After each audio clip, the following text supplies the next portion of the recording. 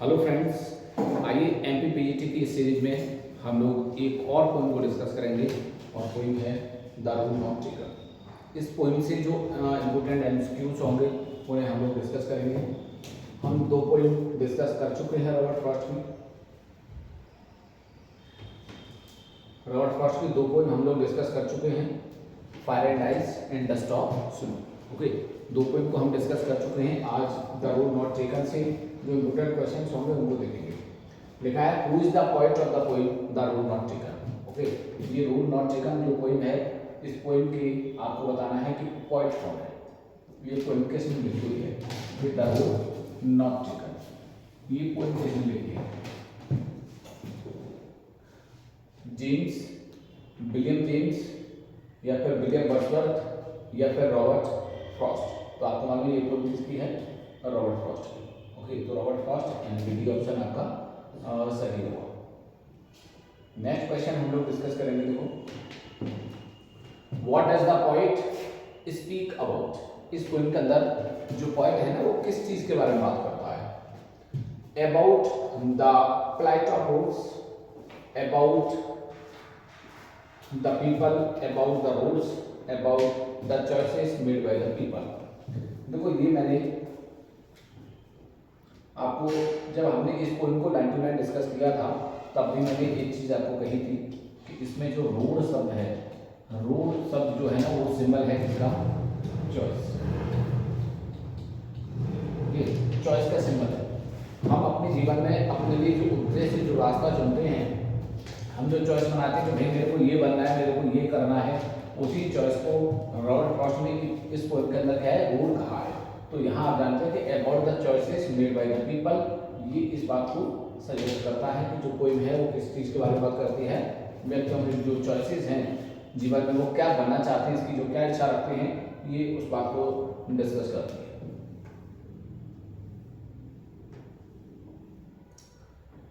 Next question क्या है? देखो, नेक्स्ट क्वेश्चन हम लोग डिस्कस करेंगे, what do the roads. Okay, what do the roads signify in the poem. इस पोइम के अंदर जो रोड्स शब्द का यूज हुआ है, ये आखिर क्या बताता है? द पथ और चॉइस, किसी रास्ते को या फिर किसी चॉइसेस को, दैट वाज लेफ्ट और वाज नॉट, और चूजन टू ट्रीट, या फिर आप कह सकते हैं the pathway on the road side, या फिर a road with two turns। तो यहाँ पर आप जानते हैं कि द पथ और चॉइसेस किसकी बात करता है? चॉइस की बात करता है। दैट वाज लेफ्ट, या फिर हम उसे छोड़ देते हैं, और वाज नॉट चूजन, या इसका मतलब है कि उसे उस रास्ते पर चलने के लिए हम लोग चूजते उसे यानी क्या है, अपने लिए नहीं चुनते हैं। तो इसलिए आप देखो इसका ऑप्शन नंबर फर्स्ट जो है ना, वो सही होगा। नेक्स्ट क्वेश्चन क्या है? Which thing decides a person's future according to this poem. इस पोइम के अकॉर्डिंग क्या चीज है जो व्यक्ति के जो रास्ते हैं, ओके, उनको व्यक्ति का जो फ्यूचर है उसको डिसाइड करती है कि आपका फ्यूचर डिपेंड करता है। तो किस चीज पर डिपेंड करता है? द पथ वन चूजेस टू वॉक, एक वो रास्ता जिस पर चलने के लिए आप उस रास्ते को चुनते हो। The path one leaves behind, या फिर वो रास्ता जिसे व्यक्ति छोड़ करके आगे चला जाता है, उस रास्ते को नहीं चुनता। क्या ये ऑप्शन सही हो सकता है? या फिर आप कहोगे तो द रेग्रेट होता है पछतावा करना, द सक्सेस, या फिर सक्सेस माने रखती है। तो आप जानते हैं कि इस पोइम के अकॉर्डिंग क्या है? The path. Okay, one chooses to walk, भाई जो रास्ता आप लोग अपने लिए चुनते हो, ओके, जो रास्ता आप अपने लिए चुनते हो, जो विकल्प आप अपने फ्यूचर में आने के लिए चुनते हो, वही आपके फ्यूचर को बनाता है। नेक्स्ट क्वेश्चन में भी, what is the message of the poem. यानी कि ये जो पोइम है ये आपको क्या मैसेज देना चाहती है, क्या सिखाना चाहती है, हमको क्या बताना चाहती है? तो पोइम क्या कहना चाहती है? देखिए, B wise while choosing and taking decision. Poem के अनुसार यानी क्या है, एक एडवाइस दी जाती है कि बी वाइज, आप थोड़ा सा बुद्धिमान रहिएगा, व्हाइल चूजिंग यानी कि जब आप अपने फ्यूचर के लिए जो भी रास्ते चुनते हैं तो उस समय पर थोड़ा सा बुद्धिमान रहें, एंड टेकिंग डिसीजन, और बुद्धिमानी से ही निर्णय लें। क्या ये पोइम हमें ये बताती है? या टू रोड्स आर कंफ्यूजिंग, ये कहती है कि जो दो रोड थे ना वो बहुत ज़्यादा कंफ्यूजिंग थे, इसलिए बहुत कंफ्यूज हो गया। Road is nothing but A pathway. Road जो कुछ नहीं है, मात्र एक रास्ता ही तो था। ओके, या फिर ऑल ऑफ ये सभी है। तो आप जानते हैं कि इस पोइम जो है ना, वो हमें क्या मैसेज देती है कि जीवन में जब भी आप कोई रास्ता चुनते हो अपने लिए, यानी आप अपना करियर जिस चीज़ में बनाना चाहते हो, जिस फील्ड में बनाना चाहते हो, तो बढ़िया तरीके से, अच्छा तरीके से उस फील्ड को चुनिएगा। अच्छा तरीके से पहले विचार करिएगा और फिर जो आप विचार कर लेते हैं ना, उस डिसीजन को आप अपना फाइनल करिएगा। ठीक है, तो ये पोइम आपको यही मैसेज देती है। नेक्स्ट क्वेश्चन हम लोग डिस्कस करेंगे, और नेक्स्ट क्वेश्चन है, नेक्स्ट क्वेश्चन क्या है, देखिए, why is the poet asking to be wise while choosing a path. एक रास्ता चुनने से पहले लेखक क्यों कहता है कि थोड़ा सा बुद्धिमान हो जाइएगा, यानी अपने जीवन में जो भी आप करियर चुनना चाहते हो उसके लिए आपको सावधान होना चाहिए, आपको समझदारी से करना चाहिए। ऐसा लेखक क्यों कहता है? Because there is no going back option, क्योंकि आप जानते हैं कि फिर जब हम किसी रास्ते पर आगे निकल जाते हैं तो फिर वहाँ से लौटने के रास्ते यानी कि हमारे लिए चांसेस बहुत कम हो जाते हैं। या फिर आप देख सकते हैं because it is the only one route, केवल वही एक रास्ता था, इसके अलावा कोई रास्ता आपके पास बचता ही नहीं है। तो आप जानते हैं ऐसा नहीं है, हमारे पास ढेर सारे फील्ड खुले हुए हैं, किसी भी फील्ड में आप लोग जा सकते हो। Because it is one sided road, क्या फिर आप ये कहना चाहोगे कि ये बात ये दर्शाती है कि वो जो रोड था ना वो वन साइडेड था, या फिर नन इनमें से कोई नहीं? तो आप कहोगे ऑप्शन ई इसका सही आंसर होगा, क्योंकि अगर हम किसी ऑप्शन को चुनते हैं और उस ऑप्शन में जैसे ही हम लोग उस फील्ड में आगे निकल जाते हैं तो हमने काफ़ी कुछ समय उसमें व्यतीत कर लिया होता है। लौट करके जब आते हैं तो आप जानते हैं कि अगर आपने 4, 6, 8, 10 साल किसी फील्ड में दे दी तो उसके बाद लौटना आप जानते हैं कि बड़ा मुश्किल हो जाता है। हम कोई दूसरा प्रोफेशन नहीं चुन सकते हैं, वो हमारे लिए एक शुरुआत होगी। इसलिए लेखक कहता है कि उससे बचिए, आप वापस नहीं लौट सकते। ठीक है, तो यही आपका सही आंसर होगा। नेक्स्ट क्वेश्चन को देखोगे, और नेक्स्ट क्वेश्चन है, क्या कहते हैं, देखिए, व्हाट डज डाइवर्ज मीन। एक वर्ड यूज हुआ है, टू रोड्स डाइवर्ज्ड इन अ येलो रोड। ओके, ये लाइन आती है, तो डाइवर्ज का मतलब क्या है आपको ये बताना है। टू बी सेपरेटेड, अलग होना, and taking a different turn, और वहां से कुछ हट करके एक अलग टर्न ले लेना होगा, या फिर टू बी टर्न, ओके, या टू ब्रेक, या फिर ऑल। तो आप जानते हैं डाइवर्ज का मतलब होता है दो रास्तों में बट जाना, मुड़ जाना। ठीक है, तो रास्तों का अलग हो जाना, यानी कि to be separate and taking different turn, यही आपका सही आंसर होगा। नेक्स्ट क्वेश्चन को देखोगे, और नेक्स्ट क्वेश्चन है, why was the poet able to travel one road on. लेखक एक ही रास्ते पर चलने के लिए सक्षम था, ऐसा क्यों? वो एक ही रास्ता चुन पाता है, तो ऐसा क्यों करता है? Because he had to walk alone, क्योंकि उसे अकेले ही चलना था। Because he had no vehicle, या आप कह सकते हैं उनके पास कोई वाहन नहीं था, नहीं तो जल्दी से दोनों रास्तों पर चल करके आ जाता। ओके, या फिर आप कह सकते हैं because he was one person, क्योंकि वह अकेला इंसान था और अकेला इंसान सिर्फ एक ही रास्ता चुन सकता है, या फिर और ये सब। तो आप देखोगे वो अकेला व्यक्ति था और अकेला व्यक्ति एक ही प्रोफेशन चुन सकता है और उसको एक ही चुनना चाहिए। नेक्स्ट क्वेश्चन देखोगे, नेक्स्ट क्वेश्चन क्या है, देखिए, what does yellow would mean. यहाँ पर जो येलो वुड है ना, तो आप जानते हैं कि जो येलो वुड है इस शब्द का क्या मतलब है? फॉलिंग लीव्स, या फिर forest with yellow leaves in the autumn season, या फिर आप कह सकते हैं वुड येलो इन कलर, या फिर नन, इनमें से कोई। तो देखिए, फॉलिंग लीव्स, हाँ, पत्तियां जो थी फॉलिंग लीव्स को बताती है, या फिर आप कहोगे देखो फॉरेस्ट। तो येलो वुड, अब येलो का मतलब जैसे पीला, तो आपने एक सीजन देखा, उसके बारे में आपने जाना होगा कि जब ऑटम सीजन आती है, ओके, पतझड़ का जब मौसम आता है तो वहाँ पर जो पत्तियां होती हैं ना वो पीली पड़ जाती हैं और फिर फाइनली वो गिर जाती हैं। तो यहाँ से आप देख सकते हो कि फॉरेस्ट विद येलो लीव्स का मतलब यहाँ पर क्या है, इन द ऑटम सीजन। ये ऑटम सीजन को बताता है, इससे पता चलता है कि उस टाइम पर ऑटम सीजन चल रहा था। तो इसलिए आपका ऑप्शन नंबर बी बिल्कुल सही होगा। नेक्स्ट क्वेश्चन देखोगे, नेक्स्ट क्वेश्चन है, what do yellow birds represent. जो येलो वुड है ना, what does yellow woods represent? जो येलो वुड है वो आपको किस चीज को बताता है? पीपल को, ओल्डर पीपल को, पोएट को, या फिर चर्च को? तो आप देखोगे ये चॉइस की बात करता है, क्योंकि इस वुड में दो रास्ते अलग अलग डाइवर्ज होते हैं, तो वो चॉइसेस को बता देते हैं। नेक्स्ट क्वेश्चन लोगे,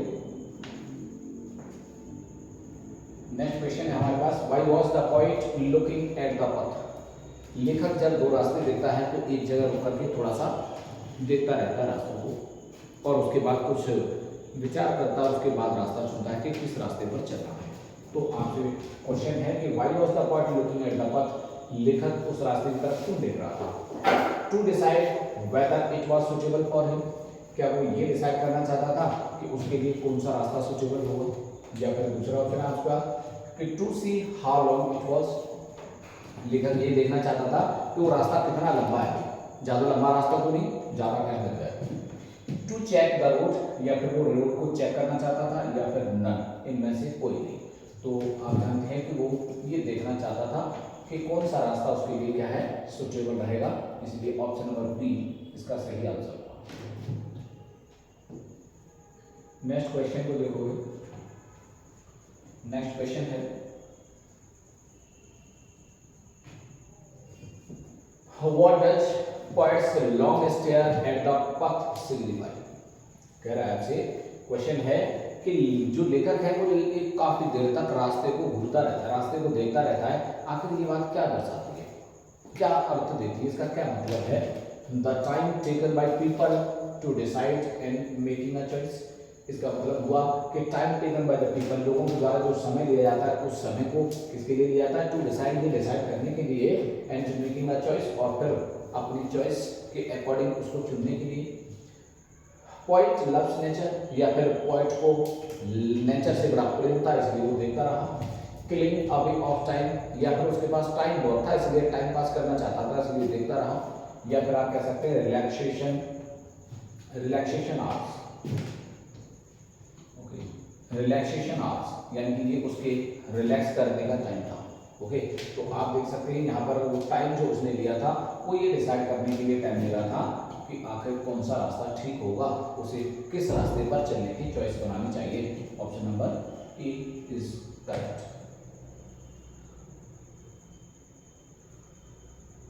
नेक्स्ट क्वेश्चन है what does grass mean in the poem? Poem के अंदर ग्रास शब्द जो यूज हुआ है वो ग्रास शब्द क्या बताता है, आपको ये बताना है। ओके, तो ये क्वेश्चन ग्रास जो वर्ड है ना ये क्या दर्शाता है, इस पोएम के अंदर आपको ये बताना है। ठीक है, the road which is not used bye anyone, या फिर आप कह सकते हैं द कंफर्टेबल रोड, या फिर to road with all the luxuries, okay, well built road. तो आप एक चीज जनरली सी बात समझ सकते हो कि जिस रास्ते पर अगर घास हो तो इसे एक अनुमान हम लगा सकते हैं कि इस पर से निकलने वाले लोगों की संख्या बहुत कम रही होगी, या आप कह सकते हैं कि इस पर होकर के लोग नहीं गुजरते होंगे इसलिए घास है। इसका मतलब क्या हुआ, ऑप्शन नंबर ए आपका बिल्कुल सही आंसर होगा, क्योंकि इस पर क्या था, the road which is not used bye anyone, किसी भी व्यक्ति ने उस रास्ते को नहीं चुना।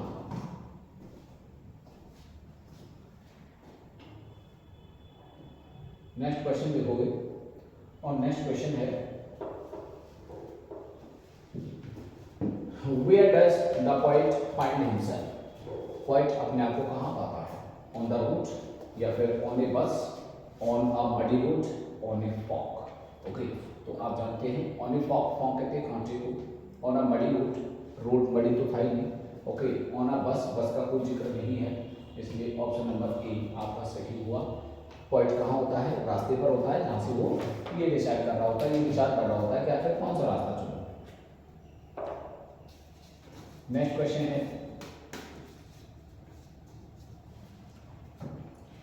what shows that the road has not been used by many people? इस पॉइंट के अंदर ऐसी क्या बात थी, ऐसे कौन सी फ्रेज है, कौन सा ऐसा वर्ड है जो ये बताता है कि रास्ता ज्यादा यूज नहीं हुआ है? तो देखिए the green and untrampled grass on it, क्योंकि इस पर हरी और उस पर न चलने वाले घास थी जिस पर कोई नहीं चला था इसलिए।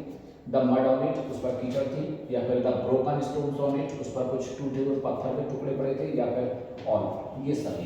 तो आप जानते हैं उस पर क्या थी, घास उगी हुई थी, इसलिए आप अनुमान लगा सकते हो कि उस घास से यानी उस रास्ते से कोई गुजरा नहीं होगा। नेक्स्ट क्वेश्चन देखोगे,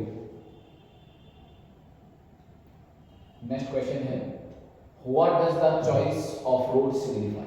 भाई चॉइस ऑफ रोड यानी कि रास्तों को चुनने का आखिर क्या मतलब है। टू मैनी थिंग्स, काफी चीजें, टू पथ, दो रास्ते, या फिर toughness of a choice and decision in life, या फिर नन।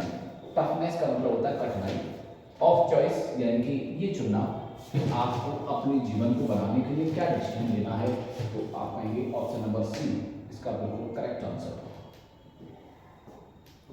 नेक्स्ट क्वेश्चन है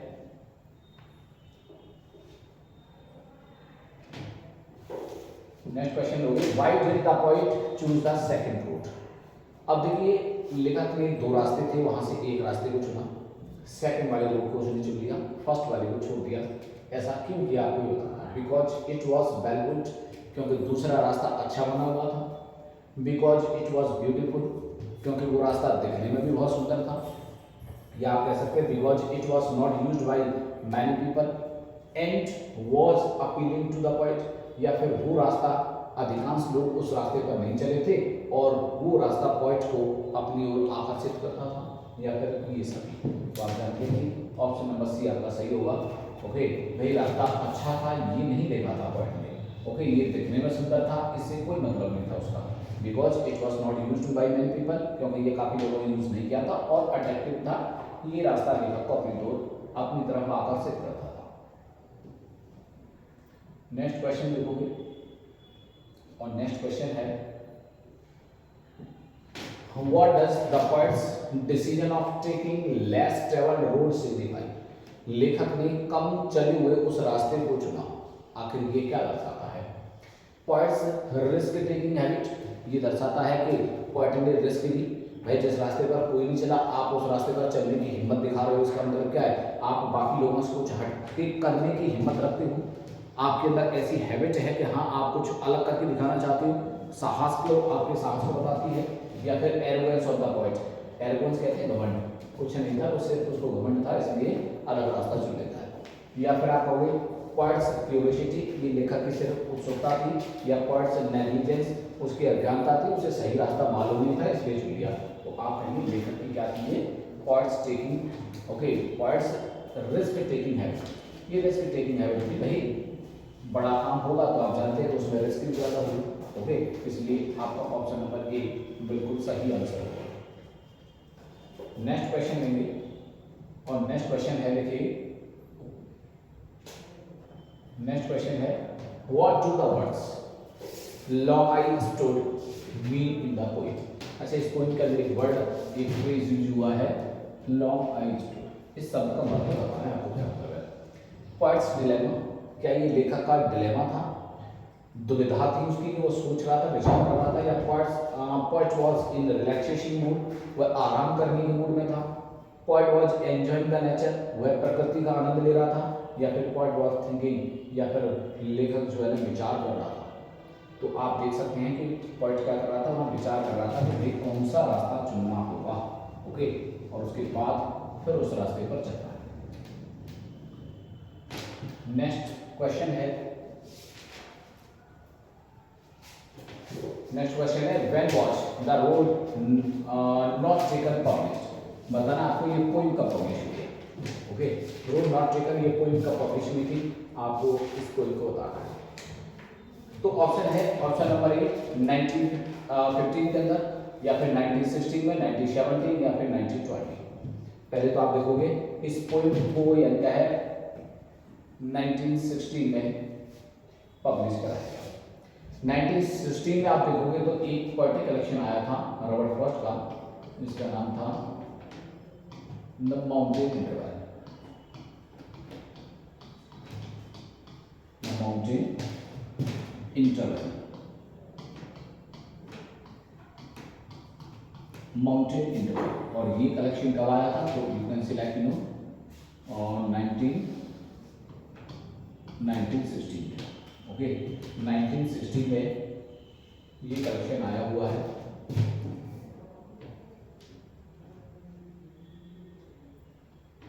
ओके, 1916। शोले में माउंटेन इंटरवल नाम का एक कलेक्शन आया और इसी कलेक्शन में आप कह सकते हैं कि ये poem the road not taken ये पोइम पब्लिश हुई थी। ओके,